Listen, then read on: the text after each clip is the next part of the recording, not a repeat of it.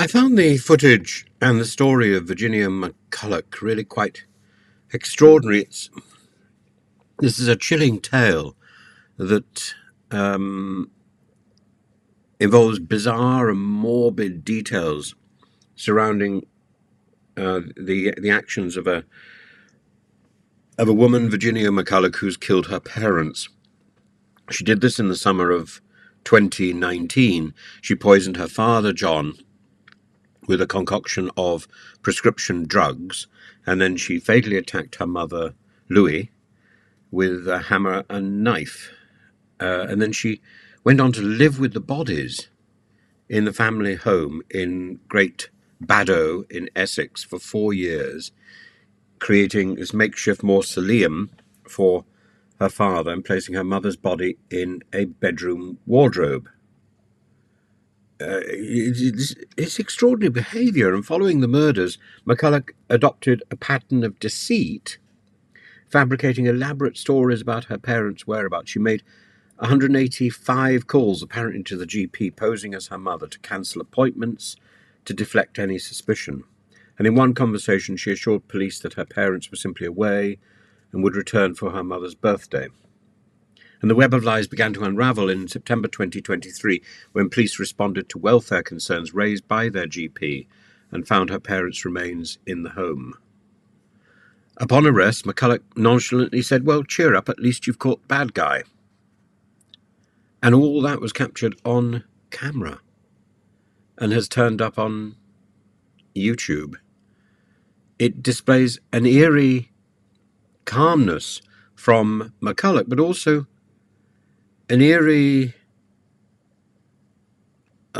fascination from YouTube as well. The severity of these crimes is enormous, but there's the casualness with which this story is handled both by the perpetrator and by the people who've watched it and put it up is, I think, staggering.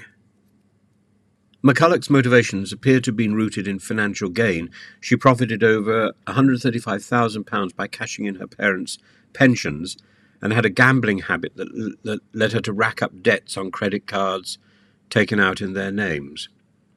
Her lack of remorse, her apparent lack of empathy, noted by a psychiatrist as characteristic of psychopathy, paints a disturbing portrait of her character.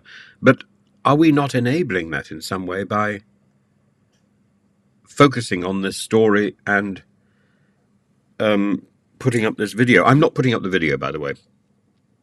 The evidence of her brutal acts was left scattered throughout the house, with the murder weapon, the kitchen knife, found in the bedroom, and a hammer still bearing traces of blood hidden under the stairs.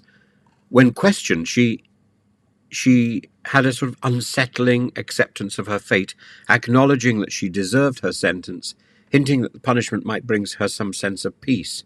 And her candour, both chilling and strange, illustrates a complex personality detached from the horrors of her actions.